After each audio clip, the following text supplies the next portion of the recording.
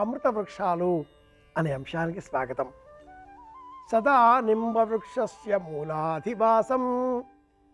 ఎక్కడ ఏ క్షేత్రంలో సాయినాథ ఆలయం ఉన్నా ఆ క్షేత్రంలో ధ్వనించేటటువంటి శ్లోకం మొదటి పాదం ఇది, నింబవృక్షం.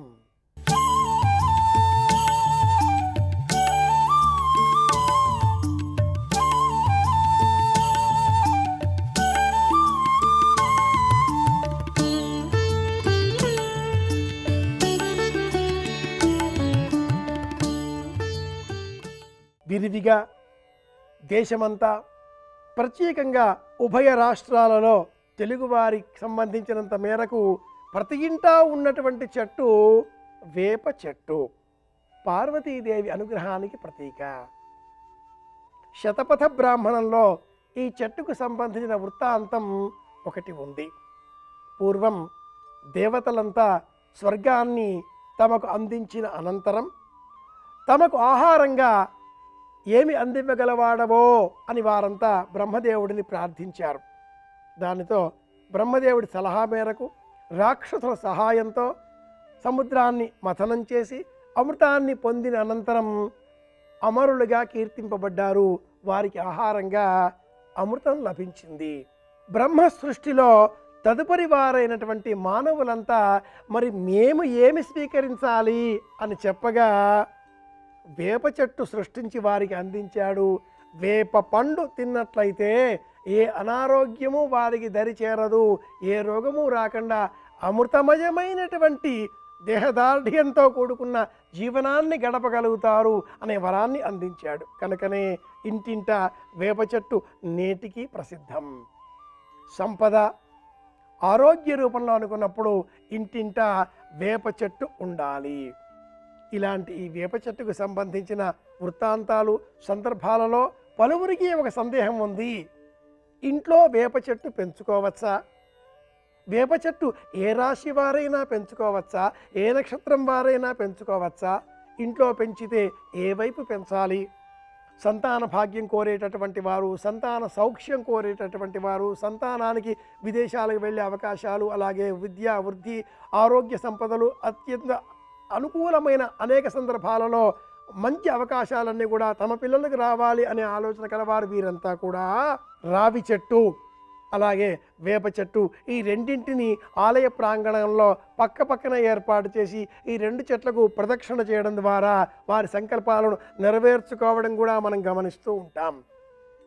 ఇంటి ప్రాంగణంలో ఇంటికి సంబంధించి ఆగ్నేయ దిగ్భాగంలో వేప చెట్టు నాటి పెంచి పోషించినట్లయితే ఇంటికి ఆగ్నేయంలో వేప చెట్టు ఉన్నవారు ఇంట్లో తప్పకుండా రాజకీయ పదవులు, గొప్ప గొప్ప అవకాశాలు లభిస్తాయి.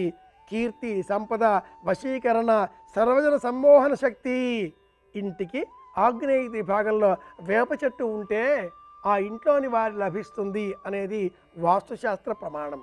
అయితే ఇంటికంటే కూడా మించి వేప చెట్టు ఎదగకూడదు. ఇల్లు 2 అంతస్తులు అంతవరకు ఆ వేప చెట్టు ఎదిగే విధంగా మనం తగిన జాగ్రత్తలు చేపట్టవచ్చు.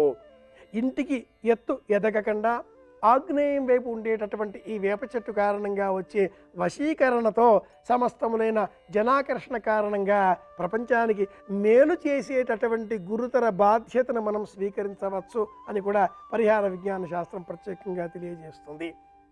ఆరోగ్య రహస్యాలలో గమనించినట్లయితే తల్లి చేసిన మేలు ఉల్లి చెయ్యదు ఒక సామెత.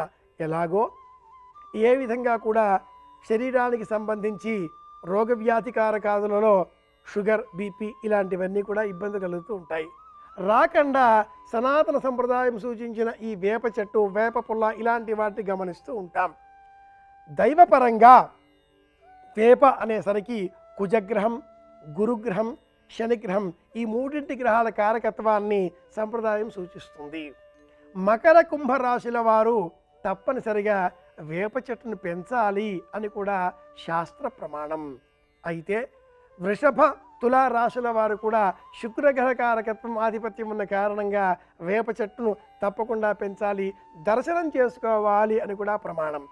వివాహం ఆలస్యమవుతున్నది అనేటటువంటి ఇబ్బందులలో ఉన్నటువంటి యువతీ యువకులు శీఘ్రమే వివాహం కావడం కోసం వారంలో శుక్రవారం నాడు వేప చెట్టు క్రింద మట్టి ప్రమిదలో కొబ్బరి నూనెతో కానీ మంచి నూనెతో కానీ నేతితో కానీ దీపం వెలిగించి ఆ చెట్టు చుట్టూరా 3, 5, 7, 9 ఈ సంఖ్యలలో ప్రదక్షిణలు చేసినట్లయితే ఆ మొక్క రూపంలో ఉండే పార్వతీదేవి అనుగ్రహం కారణంగా వివాహం ఆలస్యం కావడం అనే దోషం తొలగిపోతుంది అని కూడా శాస్త్ర ప్రమాణం.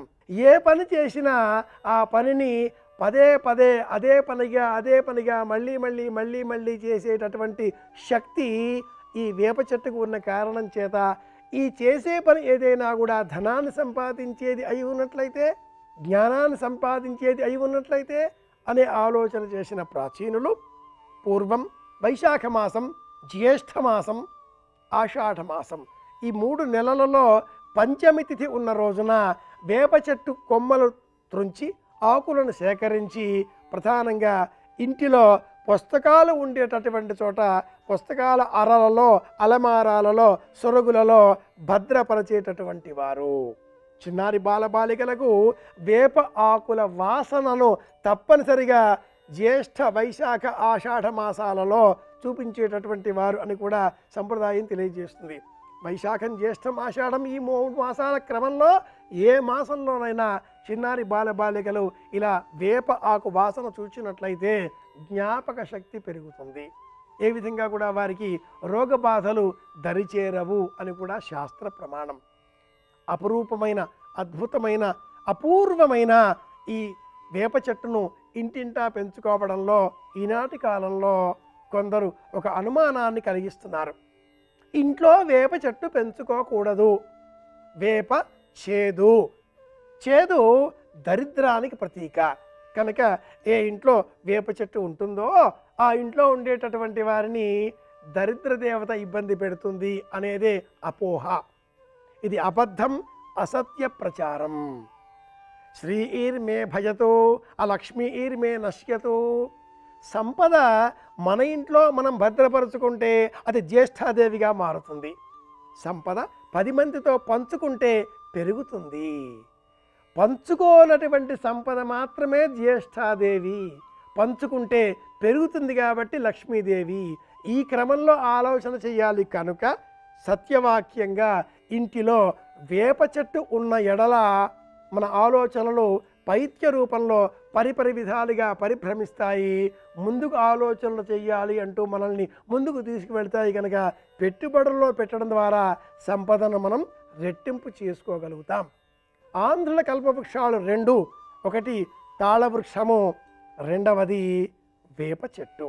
అలాంటి అమృతమయమైనటువంటి వేప చెట్టును ఇంటింటా పెంచుకుందాం. శాస్త్ర ప్రమాణాలను అనుసరించి ఇంటికి ఆగ్నేయం వైపున ఉండేటటువంటి వేప చెట్టు కారణంగా ఉద్యోగాలు, పదవులు, రాజకీయాలు అన్నింటిలో కూడా విజయం సాధిద్దాం.